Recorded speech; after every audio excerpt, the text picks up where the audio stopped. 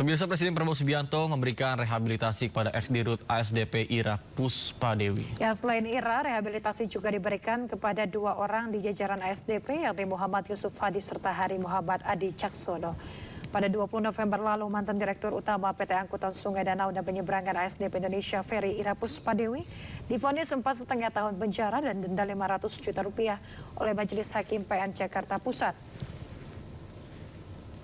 Ira terbukti bersalah dalam kasus korupsi terkait proses kerjasama usaha dan akuisisi PT Jembatan Nusantara tahun 2019 hingga 2022.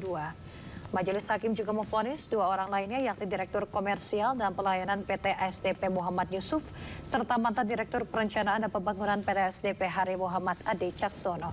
Keduanya masing-masing divonis 4 tahun penjara dan denda 250 juta rupiah. Kini ketiganya mendapatkan rehabilitasi dari Presiden Prabowo Subianto.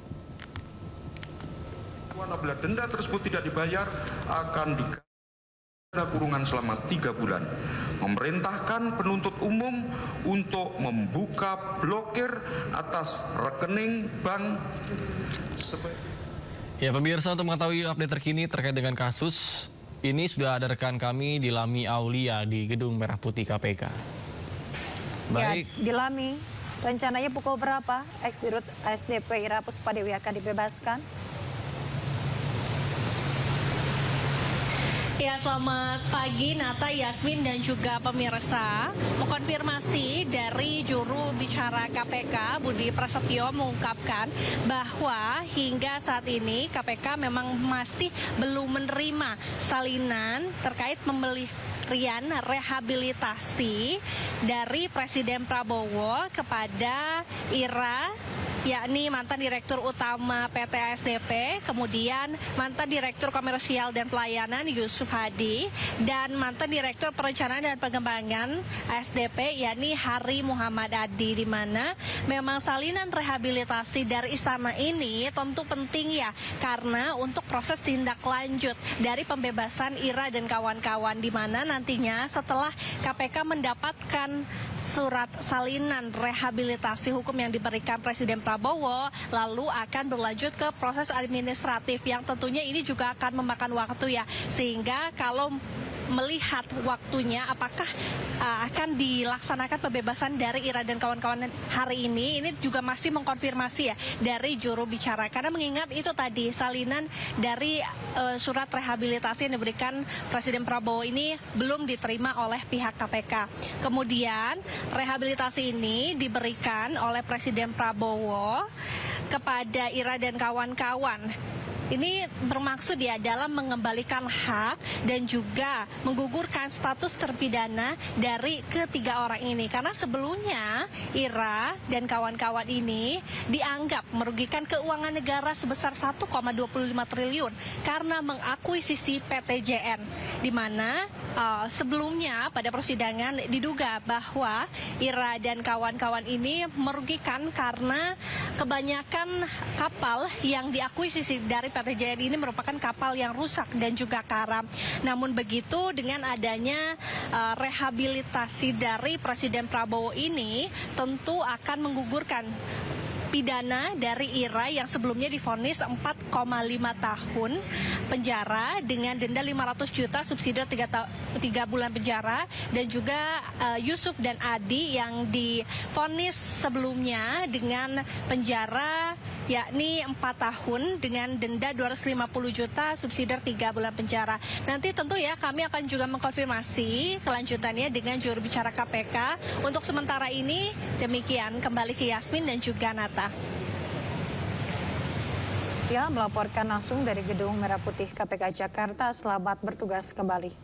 Terima kasih Anda masih bersama kami di Sindo Today bersama Senat Arman dan Yasmin Natania. Pemirsa, bencana banjir dan longsor yang terjadi di Aceh, Sumatera Utara dan Sumatera Barat terus ditangani pemerintah.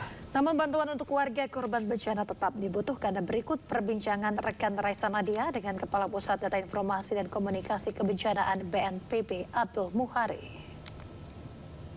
Apa yang terjadi dan bagaimana situasi terkini di sana?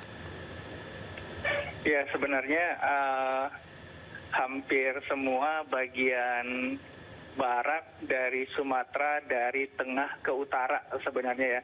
Jadi dari Sumatera Barat, Sumatera Utara, dan juga Aceh itu pesisir kabupaten kota pesisir bagian baratnya hampir semua terdampak cuaca ekstrim karena memang ada siklon tropis yang sedang berkembang di utara Pulau Sumatera.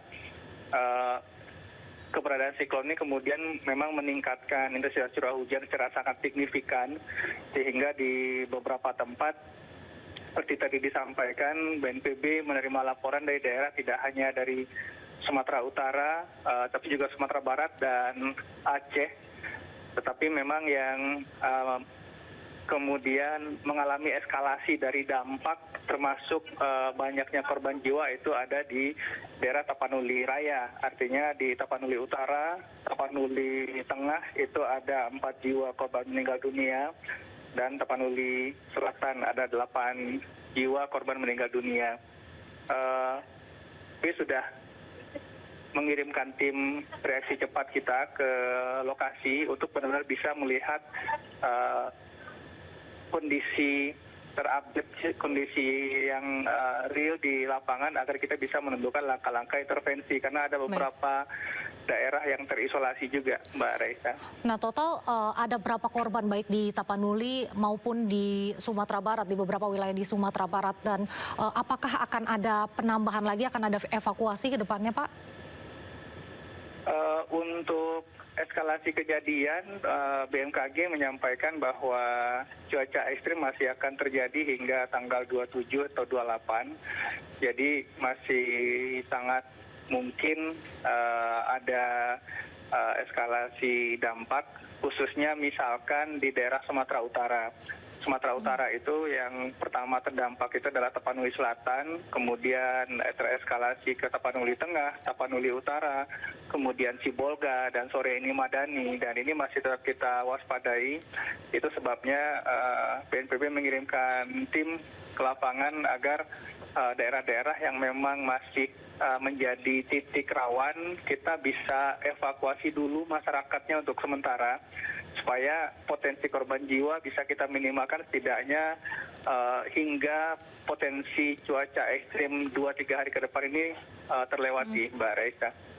Tapi Pak, bagaimana kondisi warga yang sudah dievakuasi? Mereka mengungsi kemana dan apakah ini banjir bandang masih berlangsung hingga saat ini? Ya, ada 2 bencana sebenarnya, banjir dan longsor. Nah, untuk banjir ini memang daerah terdampaknya cukup luas, rata-rata itu sekitar 2.000 KK atau kalau misalkan ke jiwa itu sekitar 8.000 hingga 10.000 jiwa. Nah, ini sebagian ada yang tetap di rumah, sebagian yang ketinggian airnya cukup tinggi mengungsi di tempat saudara, dan beberapa titik pengungsian umum juga sudah kita buka dan dapur umum juga sudah mulai diaktifasi.